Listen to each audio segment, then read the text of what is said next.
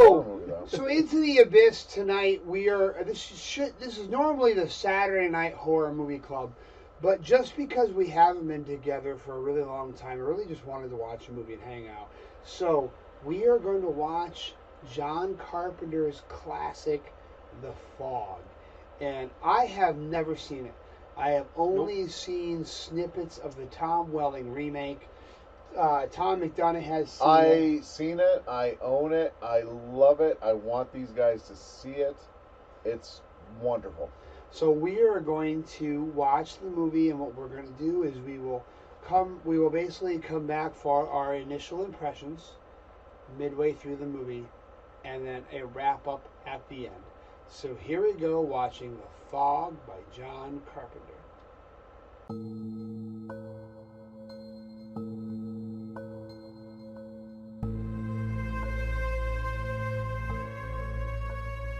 Okay, so we're about 25 minutes into The Fog by John Carpenter, the OG, not the remake with Tom Welling of Smallville. Tom Welling. Tom Welling. Tom Welling. So here are our thoughts so far. Again, so Tom has seen it. I've seen snippets of the remake, but I have not seen the original. Chuck has not seen the original. Chuck, why don't you go ahead with your thoughts? I'm loving it. It's got a classic retro horror vibe, and not just horror vibe, but cinema vibe in general. But it's genuinely creepy. Like I love the fact that we're 25 minutes in, and right out of the gate, it's already setting a lot of tone. The opening scene is very jarring. I don't mean that. John Houseman. Yeah, John Houseman. The presentation, the story presentation of the story at the campfire is so well done. But it's jarring in not a visceral in your face way. It's jarring because it's not expected. I commented after the first couple scenes, I don't know where the movie's going. In a good way. I feel like there's just all this tension that's building, and I don't know where it's going to play out. So Okay, so I'm unfortunately a victim of. I've seen snippets of the remake on TV. I also ended up, and you can't see this here, but I'll post the cover. I also read a book called Sacred Terror: Religion and Horror on the Silver Screen by Douglas E. Cowan. And he gives a pretty specific breakdown in this about the priest's role in the movie. So unfortunately, I had read this before ever coming to the movie. So it's like one of those cases where, when I teach English, half of my kids already know about Romeo and Juliet just because of what they know from culture. So because I've read this book and I've talked to other people, I already sort of know the plot of The Fog, even though I haven't seen the whole movie. That being said, I would have to agree with Chuck. There's an excellent atmosphere that has been established early on in the movie. Again, I've never seen the original version, so I did not realize that not only is Tom Atkins in it, but also Jamie Lee Curtis as well. I have a personal anecdote for this movie before I go on the classic Kevin Lucius segue. We're going to turn it over to Tom. Oh, dear sweet God. Tom's thinking, thank God he's going to let me talk first. Yeah, let's get this out there. Now, I don't know how much complexity you want in your horror movies, because this one actually starts off, and yes, as Chuck pointed out, it starts off with a bunch of kids listening to a ghost story told by the legendary actor John Houseman. They're having a bonfire on the beach at night, and that's just a perfect setting, and they're really setting it up. And we also had 3 men who were murdered so far, but what looks like sailors off of a ghost ship. And they have no problem going throughout the movie saying this is exactly what's going on. And I think it works very well. And I do think if you are a fan of the beach or coastal towns, I honestly think this movie could work for you. Now, let's have Kevin get all philosophical.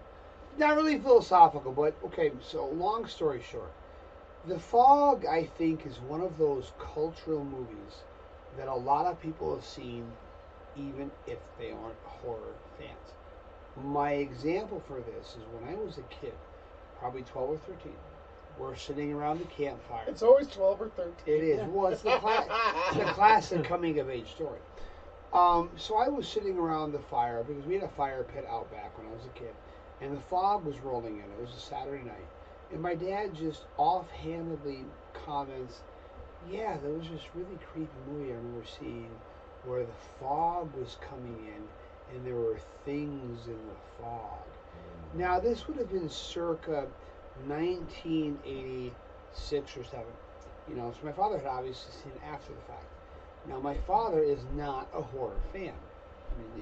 I think he still thinks it's kind of weird that his son loves horror. But even so, my dad, we're sitting there roasting hot dogs over the campfire. The fog rolls in, and my dad goes, "Yeah, that reminds me of this really weird movie called The Fog, where there were weird things in the fog." And he's not a horror fan. So I think that is a testament to simply the cultural impact of some of these movies. That my dad, who's not a horror fan, the first thing he thinks of when the fog rolls in is, "Oh, well, this is a weird movie called The Fog." So this is the interesting anecdote. What's actually interesting, don't worry, Chuck, I'm going to PG this one, is pointing out that, two of the main female leads, Jamie Lee Curtis and Adrienne Barbeau, oh my goodness, they are just the epitome of hot women, awesome women. But if you compare them to that concept of what's beauty today, and it's hilarious because people would say, "Oh, they're not that attractive." Well, you are a fool. You understand me? I actually look for women with personality. All I have to say about Jamie, you're very sophisticated, Talon. All I have to say about Jamie Lee Curtis is true lies. That's all I have to say. Chuck, now, well, I will say I'm interested here. I'm surprised it's not taking place in one night. I was kind of expecting where it was going, where it's kind of like this is the night of dread, but we've now come into this new scene, and it appears to be the next morning in this town. Boys out to go fishing, so I'm kind of surprised at that. So I'm guessing that there's going to be a following night with more fog roll in, or maybe where it's going to say it's a year later. But that's interesting for me that it's not tied into it. I'm curious. This movie is keeping me guessing. That's a good thing. Awesome. So we will check in another 30 minutes.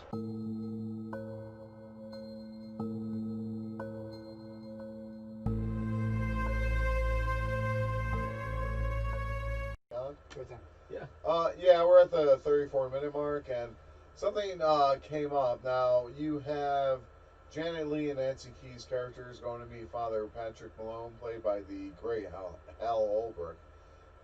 However, the night before, when all the supernatural stuff was happening, he found a diary, which later on is from his grandfather, Father Patrick Malone.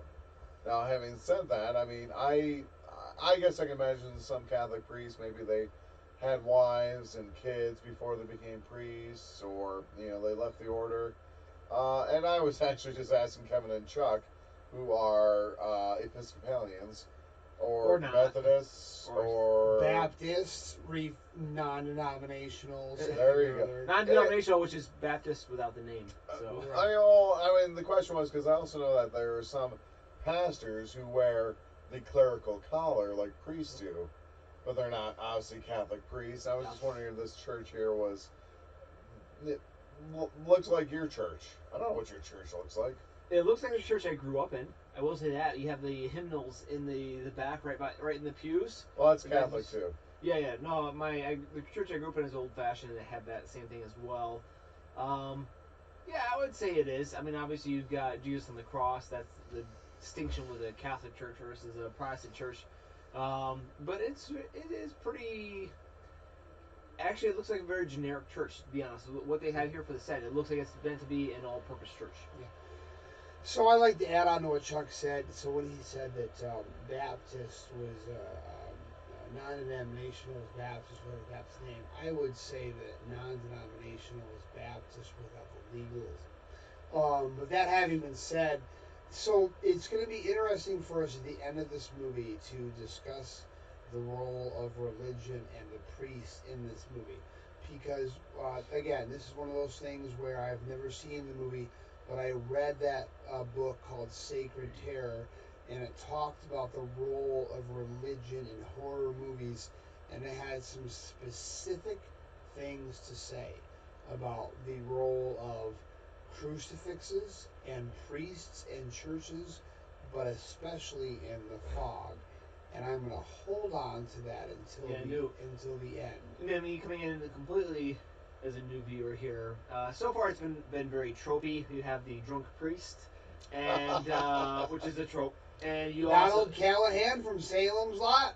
Yep. And you also have, they're Irish. going to the Catholic Church. So I don't know where it's going yet. So just as someone who's seeing it for the first time, it right now the church feels like a stand-in, but I also don't know how they're going to incorporate that yet. So.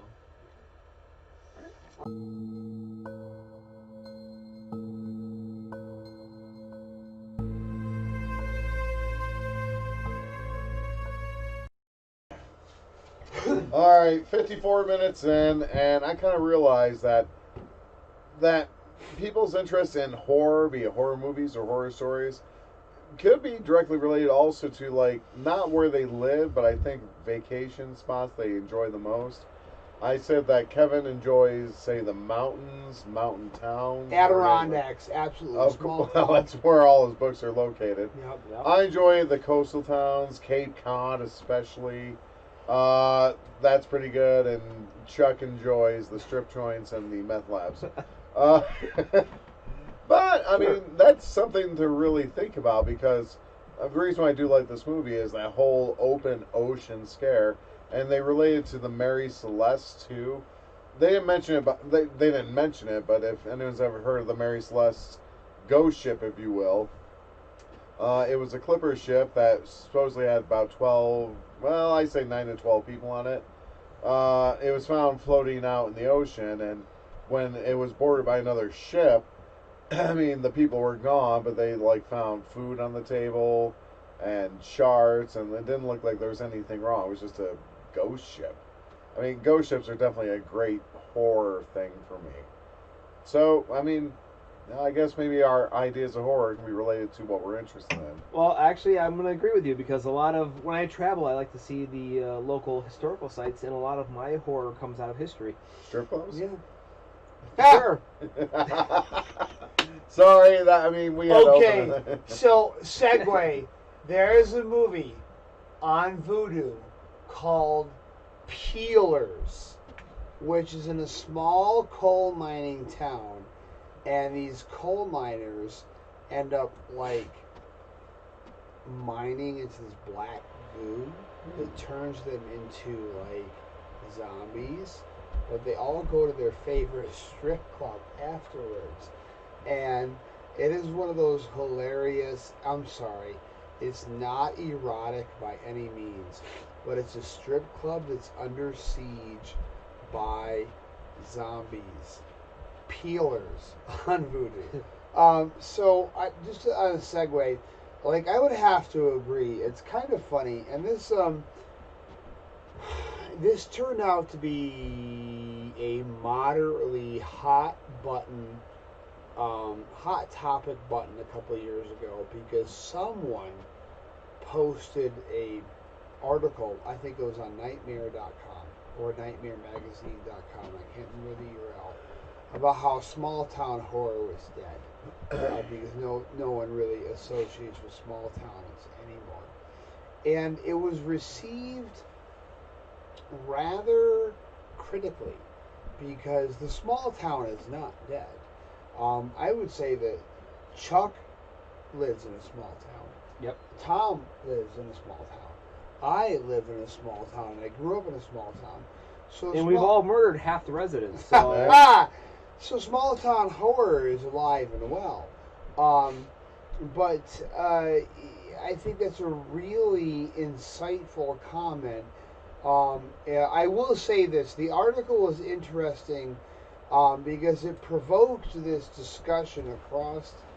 So I guess it's one of those things where the article was initially criticized, but then it, and I'm not going to say who posted or whatever, but it actually spawned a really good discussion by people who it involved people like Brian Keene to I think John Urbanic, where Brian Keene was like, I've grown up in small towns. The only thing I know is small towns. Man, when I think of horror, I think of small towns. But then other people are like, I've never set foot in a small town. I've lived in urban settings my entire life. So the only horror they framed was horror in the big cities. So I think that's a really interesting comment. I mean, they always say write what you know, and that some people say that's why did you just do that? Some people say it's a good advice. Some people say it's bad advice. But I think that's really, really insightful that our horror writers or people who are horror fans, it's very much informed by where they were raised. I'll be honest, I was raised in a small town. My graduating class maybe numbered in 65. So I live in a small town now, even though I teach in the city. Although I'm not sure how much of a city. Yeah, it's not. I'm not sure how much of a city Binghamton really is. But even so, I am a small town horror guy. Oh, there's my pumpkin. Yeah. Welcome. I found that pumpkin at the thrift store, and he was like sad. You should go pick him up right now and show him the video. He's like sad pumpkin. I thought that the horror cave. There you go. Look at he's sad pumpkin. I thought the horror cave needed some levity, so I bought sad pumpkin. Anyway, we're losing ground here. No, I think it gets into a good point of the other. I mean, right now the Horror Writers Association is taking stories on an anthology for the other, and the idea of so there's your secret preview of books to come. What you don't know and don't trust becomes something horrific to you. Patrick Freevel, he's mentioned before, same thing I've noticed, and that's the idea of the silent forest. You can tell somebody who's never grown up in the country because they talk about the silent forest. Yeah. I grew up, I'm in a small town now, but I grew up where neighbors are a quarter mile away. I grew up with 23 acres of forest around me. It is not silent. You can hear squirrels running through the leaves from a couple hundred yards away.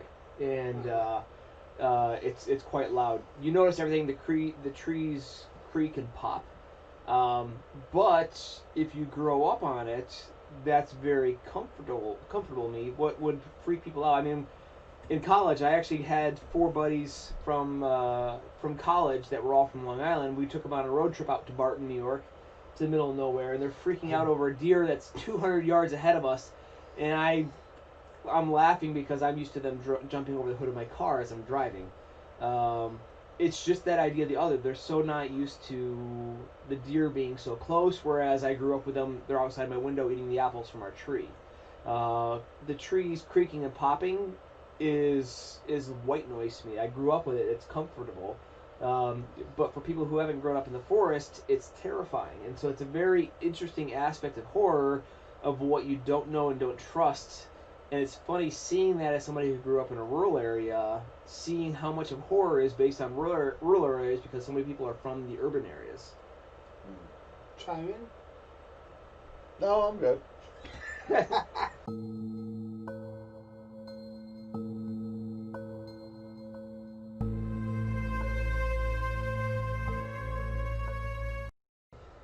All right, here we go at the end of The Fog. A classic by John Carpenter. Chuck, why don't you start us off? I love it. And if you're a horror fan and you want to watch a movie with people who aren't big fans of horror, this is a great one. It has a lot of classic stylings, and I highly recommend it.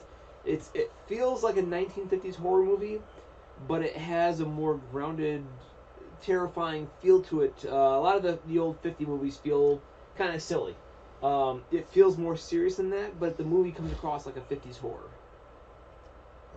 Well, I first should actually give the synopsis here is that a man by the name of Blake and his crew have come back after 100 years for revenge. They were essentially a colony of people who had leprosy who tried to just have their own colony near Antonio's Bay, and they were going to pay for it. Unfortunately, the conspirators of Antonio's Bay didn't want that, so they set a false fire. The ship Elizabeth Dane crashed, and they all drowned. So they're back for revenge. And it always had some very good moments, we'll say tense moments. One thing I didn't realize for a long time, though, was when Adrienne Barbeau's character, the Midnight DJ there, she was giving a warning, especially the ships at sea, to watch for the fog. I really do think that is definitely a reference to the Thing from Another World, where they said to keep watching the skies. And on irony of ironies, John Carpenter will direct the Thing remake, which is actually the most faithful adaptation of the short story. And I also want to add, I mean, this movie takes place in between John Carpenter's Halloween and The Thing. I've always heard a lot about The Fog, but I don't think this gets nearly the credit it deserves. Sitting there, those three movies paired up, or tried up, or whatever. It's quite impressive what John Carpenter created. I will say there's one thing that has me kind of smiling about the ending. I guess spoilers for a movie that's 40 years old. There's a lot of warning about the fact that they need 6 victims. And towards the end of the movie, the first 5 have been claimed, and that's all very creepy. But then it gets to the last one, and the main characters are all in peril.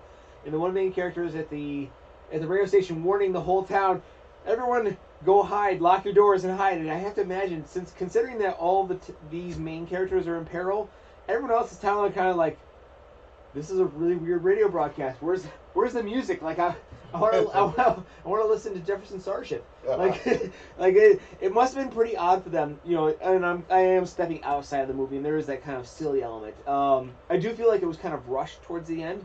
There was a wonderful setup for the first hour plus, and then it feels kind of rushed at the end because I feel like this movie could have really gone deeper into the whole town effect, but I think they kind of, for budget and time purposes, didn't go there. But I think if they had gone that extra half hour and enveloped the whole town, it would have been wonderful. Kevin.